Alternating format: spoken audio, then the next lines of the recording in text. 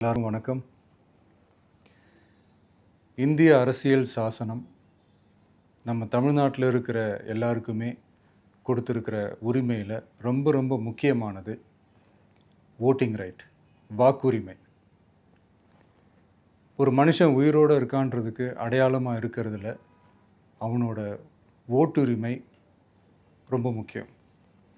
அதனால தான் voting is not only our right but also our life. ஒரு முக்கியமான விஷயத்தை பற்றி இப்போ நான் உங்ககிட்ட ஷேர் பண்ண போகிறேன். இது நான் ஃபஸ்ட்டு கேள்விப்பட்ட உடனே எனக்கே ரொம்ப ஷாக்கிங்காக தான் இருந்தது. இப்போ நான் பேசிகிட்ருக்கிற இந்த நேரத்தில் தமிழ்நாட்டில் இருக்கிற நம்ம யாருக்குமே ஓட்டு போடுற உரிமையே இல்லைன்னு சொன்னால் நம்புவீங்களா? நான் நீங்கள் உட்பட யாருக்குமே அது இல்லை. நான் பயமுறுத்துறேன்னு நினைக்காதீங்க, அதுதான் நிஜமும் கூட. கொஞ்சம் ஏமாந்தால் நம்மளை மாதிரியே இன்னும் லட்சக்கணக்கான பேருக்கும் இதே நிலைமை தான். ஓட்டு போடுற அந்த உரிமையே இல்லாத மாதிரி ஒரு நிலைமை வந்தாலும் வரலாம். இதுக்கு மெயின் ரீசன் அந்த எஸ்ஐஆர், ஸ்பெஷல் இன்டென்சிவ் ரிவிஷன், சிறப்பு தீவிர திருத்தம். இப்போது இந்த எஸ்ஐஆர் நம்ம தமிழ்நாட்டில் எப்படி ஒர்க் ஆக போகுது? கடந்த ஜனவரி மாதம் எடுத்த அந்த கணக்கெடுப்பில் 6,36,00,000 வாக்காளர்கள் நம்ம தமிழ்நாட்டில் இருக்கிறாங்க. ஆனால் அவங்க யாருக்குமே இந்த ஓட்டு போடுற உரிமையே இல்லை. அந்த பிஎல்ஓன்னு சொல்லுவாங்க, பூத் லெவல் ஆஃபீஸர்ஸ், வாக்குச்சாவடி நிலை அலுவலர். அவங்க தான் வீடு வீடாக போய் அந்த ஃபார்மை கொடுப்பாங்க. அதை நம்ம ஃபில்அப் பண்ணி கொடுக்கணும். அதை தேர்தல் ஆணையம் அதை எடுத்துகிட்டு போய் அதை ஸ்க்ரூட்டினைஸ் பண்ணி அது எல்லாமே கரெக்டாக இருக்கான்னு செக் பண்ணி பார்த்ததுக்கப்புறம் அந்த வாக்காளர் பட்டியலை வெளியிடுவாங்க. அந்த வாக்காளர் பட்டியலில் நம்ம பேர் இருக்கணும், அப்போ தான் நம்மளால் ஓட்டு போட முடியும். அந்த புது பட்டியல் வர்ற வரைக்கும் நம்ம வாக்காளர்களான்றது அது உறுதியே செய்ய முடியாது. இன்கேஸ் அந்த புது பட்டியலில் நம்ம பேர் இல்லைன்னா அது ஒரு தனி ப்ராசஸ், அது ஒரு தனி ஃபார்ம், அது ஒரு தனி கிளைம்ன்ற மாதிரி அது ஒரு வேறு வேலை.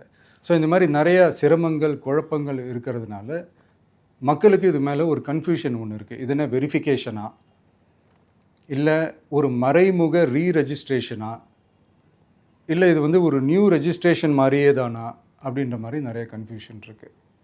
அவங்க செய்ய வேண்டியதெல்லாம் ஒன்று தான். இந்த மாதிரி வீடு வீடாக போய் அந்த என்யூமரேஷன் ஃபார்ம் நம்ம ஃபில்அப் பண்ணி கொடுக்கும்போது அதுக்கான அக்னாலேஜ்மெண்ட்டை அந்த பிஎல்ஓ அந்த ஆஃபீஸர்கிட்ட இருந்து நீங்கள் வாங்கிக்கணும். அது ரொம்ப ரொம்ப முக்கியம். இது நான் சொல்கிறது வாக்காளர் பட்டியலில் ஆல்ரெடி உங்கள் பேர் இருக்கிறவங்களுக்கு நான் சொல்கிறேன்.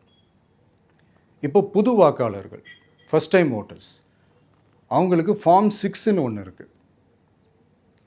அதை நீங்கள் ஃபில்அப் பண்ணி நீங்கள் உங்கள் ஏரியாவில் இருக்கிற சம்மந்தப்பட்ட அந்த உங்கள் அலுவலகத்தில் நீங்கள் டைரெக்டாகவும் சப்மிட் பண்ணலாம், இல்லை நீங்கள் ஆன்லைன்லேயும் சப்மிட் பண்ணலாம். அப்படி ஆன்லைனில் நீங்கள் சப்மிட் பண்ணிங்கன்னா அதுக்கான ஸ்க்ரீன்ஷாட்டை எடுத்து வச்சுக்கோங்க.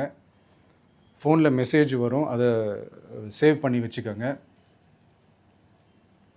அப்ராடில் இருக்கிறவங்க கூட அந்த எஸ்ஐஆர் ஃபார்மை டவுன்லோட் பண்ணி நீங்கள் அதை ஃபில்அப் பண்ணி சப்மிட் பண்ணலாம். அதுக்கான அக்னாலேஜ்மெண்ட்டை வாங்கி வச்சுக்கோங்க.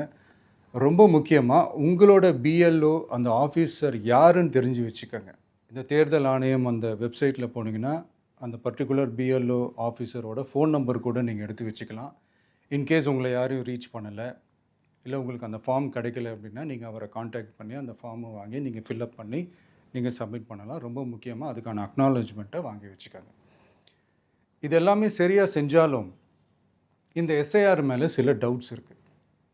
அது என்னென்னா, இந்த 6,36,00,000 வாக்காளர்களுக்கு ஒருத்தர் விடாமல் இந்த ஒரே மாதத்துக்குள்ளே எப்படி எல்லாருக்குமே அந்த ஃபார்ம் போய் ரீச் ஆகும்? ஒன்று. ரெண்டாவது, நீங்கள் வரும்போது வீட்டை பூட்டிட்டு வேலைக்கு போயிட்டு என்ன பண்ணுறது? இப்போ நீங்கள் வருவீங்கன்றதுக்காக வேலையெல்லாம் விட்டுட்டு வீட்டுக்குள்ளேயே உட்காந்துட்ருக்கணுமா? ஸோ இதில் மெயினாக பாதிக்கப்பட போகிறது உழைக்கிற மக்கள், ஏழைகள், வேலைக்கு போகிற பெண்கள். இவங்களுக்கு யார் கரெக்டான அந்த பதில் சொல்ல போகிறது?